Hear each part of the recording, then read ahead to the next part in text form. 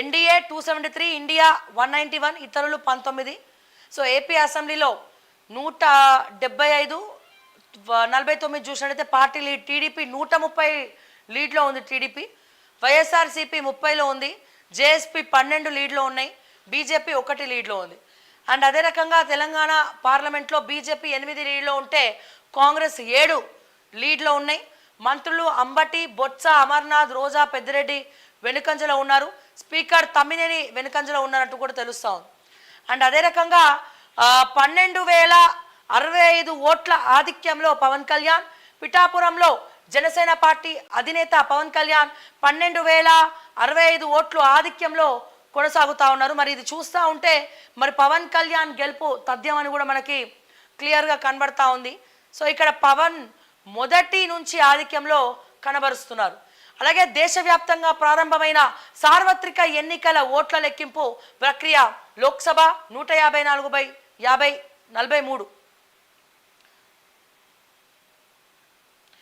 ఇక్కడ చూస్తే దూసుకెళ్తున్న నారా లోకేష్.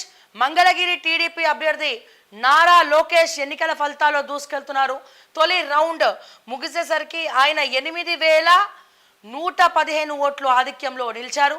తొలి రౌండ్లోనే భారీ మెజార్టీ రావడంతో టీడీపీ శ్రేణులు సంతోషం వ్యక్తం చేస్తున్నారు. బట్ ఇక్కడ గెలుపు తెలిసిపోతుంది కదా, నారా లోకేష్ సో ఆధిక్యంలో ఉన్నారు కాబట్టి మరి ఆయన గెలిచే అవకాశాలు సూచనలు కనబడతా ఉన్నాయి. ఎందుకంటే దాదాపు 8,000 ఓట్ల తేడా ఫస్ట్ రౌండ్లో మనకి క్లియర్గా తెలుస్తూ ఉంది.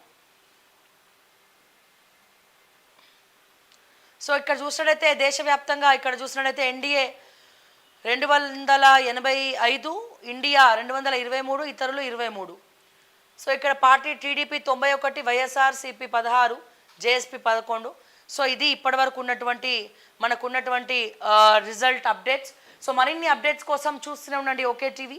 అంటిల్ దెన్ నేను మిస్ శ్రావ్య. జై తెలంగాణ, జై హింద్.